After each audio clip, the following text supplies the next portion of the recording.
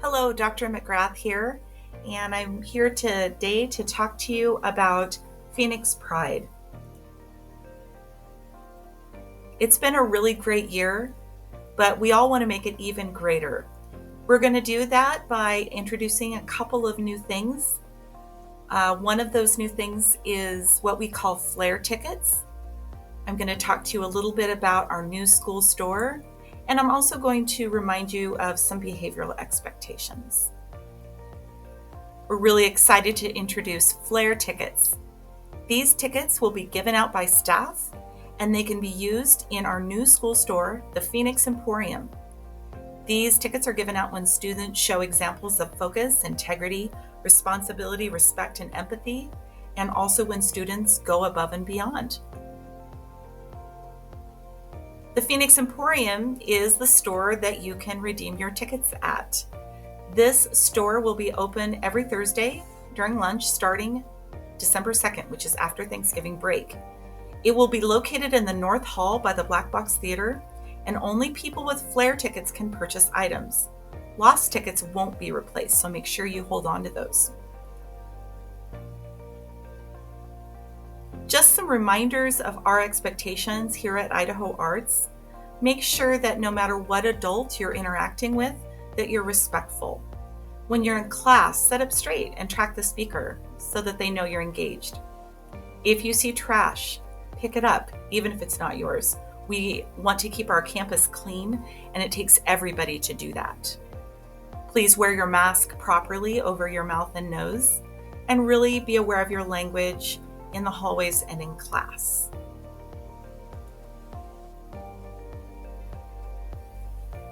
Another thing we want to remind you of is that you need to be in class and be on time. Attending your classes isn't optional. If you don't go to class and hide in the bathroom, for instance, you will be marked absent and considered truant. That's kind of a big deal. We need you to be where you're supposed to be so that we can make sure everybody's safe.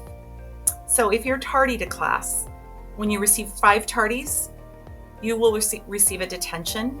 And if you have 10 or more, you'll receive a second detention. And 15 or more will require you to stay after school on a Friday night and do some community service. So please be in class and please be on time. Just a reminder, when you're outside, no play fighting.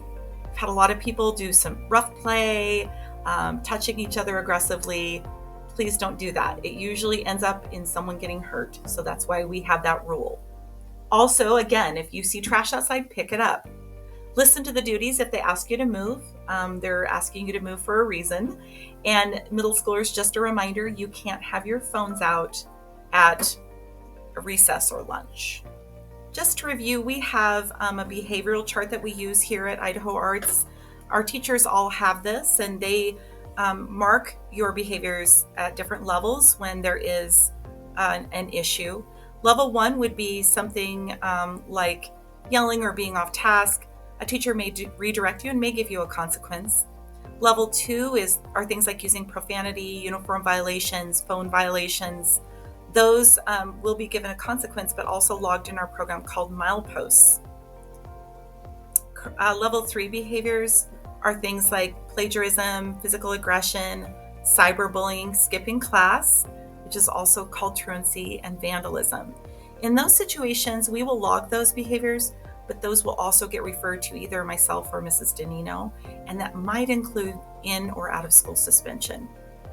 Level 4 are super serious behaviors that usually involve law enforcement.